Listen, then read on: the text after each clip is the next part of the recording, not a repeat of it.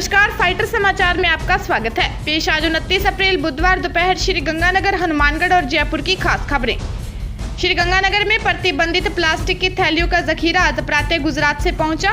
Ganesh talkies road स्थित transport पर जखीरा आने की सूचना मिलते ही नगर परिषद आयुक्त प्रियंका बुडानिया और अन्य अधिकारी मौके पर पहुंच गए और प्लास्टिक की थैलियों को जब्त कर लिया गया। इसका वजन 22 क्विंटल से ज्यादा बताया जा रहा है। थैलियों को गुजरात से मंगवाने वाले व्यापारी के बारे में भी जांच की जा रही है। श्री गंगानगर जिला अस्पताल में लगभग 35 रोगी आइसोलेशन वार्ड में भर्ती हैं। PMO doctor KS. कामरा ने बताया कि जिला अस्पताल में अभी तक 324 लोगों के सैंपल लिए गए हैं। इनमें 312 लोगों की रिपोर्ट नेगेटिव आ चुकी है। 12 लोगों की रिपोर्ट का इंतजार किया जा रहा है और यह शाम तक मिल जाने की संभावना है। उन्होंने बताया कि अस्पताल के आइसोलेशन वार्ड में भर्ती सभी रोगियों के हालात सामान्य हैं। श्री गंगानगर जिले के रायसिया नगर थाना क्षेत्र में एक व्यक्ति की डिग्गी में डूब जाने से मौत हो गई। थाना प्रभारी किशन सिंह ने बताया कि लिखमे वाला गांव निवासी रामकुमार नामक व्यक्ति की डिग्गी में डूबने से मौत हो गई। वह सुबह ठेके पर ली हुई कृषि भूमि को संभालने के लिए खेत में गया था। घूमता हुआ खेत में बनी डिग्गी के पास चला गया। वहां वह डिग्गी में लगी पाइप को ठीक कर रहा था कि अचानक उसका पांव फिसल गया। डिग्गी पानी से भरी होने के कारण वह डूब गया। इससे उसकी मौत हो गई। बीकानेर जिले के खाजूवाला थाना क्षेत्र में जहर निकलने वाली युवती की भी मौत हो गई। वह बीकानेर के पीबीएम अस्पताल में भर्ती थी। पुलिस ने बताया कि युवती ने गत दिवस अपने ही गांव के युवक के साथ मिलकर जहर निगल लिया था। युवक की मौके पर ही मौत हो गई थी। युवती की हालत गंभीर थी, जिसे अस्पताल में भर्ती करवाया गया था। थाना अधिकारी विक्रम चौहान का कहना है कि दोनों मामलों में जाँच की जा रही है। श्री गंगानगर जिला मुख्यालय पर एक युवक ने आत्महत्या का प्रयास किया। उसको बेहोशी की हालत में जिला अस्पताल में भर्ती करवाया गया है। मिली जानकारी के अनुसार भांबू कॉलोनी निवासी 20 वर्षीय अमित कुमार नामक युवक को बेहोशी की हालत में भर्ती करवाया गया है। उसकी हाथ की नसें भी कटी हुई हैं तथा गर्दन पर भी चोटों के निशान हैं। उसने फांसी लगाकर आत्महत्या करने का प्रयास किया है। उसे अस्पताल में भर्ती किया है। इसकी सूचना अस्पताल प्रशासन ने कंट्रोल रूम को भी दे दी है। सूचना के बाद सेतिया फार्म चौकी पुलिस मौके पर पहुंच गई। जिला अस्पताल में मास्क पहनकर आना अनिवार्य कर दिया गया है। प्रमुख चिकित्सा अधिकारी डॉक्टर के.एस. कामरा के अनुसार जिला अस्पताल में कोविड-19 पर नियंत्रण के लिए नई नीति बनाई गई है।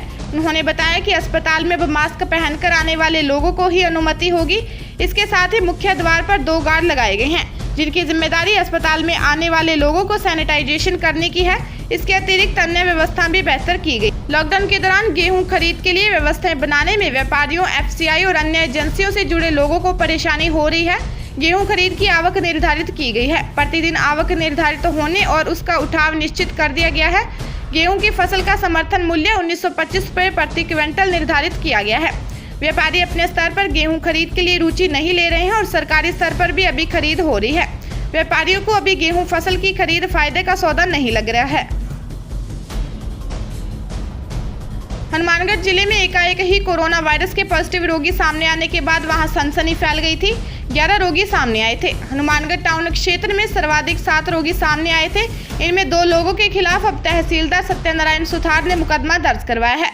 उपलब्ध कार्रवाई की जानकारी में बताया कि 2 लोग इसका संबंध तबलीगी जमात से था। इन लोगों ने अपनी ट्रैवल हिस्ट्री की जानकारी नहीं दी। यह लोग जमात के कार्यक्रम में शामिल हुए थे।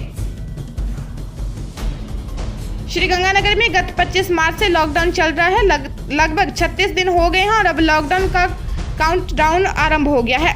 तालाबंदी से बाहर निकलने के लिए अभी केंद्र और राज्य सरकार की गाइडलाइन नहीं आई है। 3 मई को अवधि समाप्त होने के बाद नियम क्या रहेंगे, इसका इंतजार अभी किया जा रहा है। हालांकि धान मंडी में रोजाना 50% व्यापारिक संस्थान खुल रहे हैं।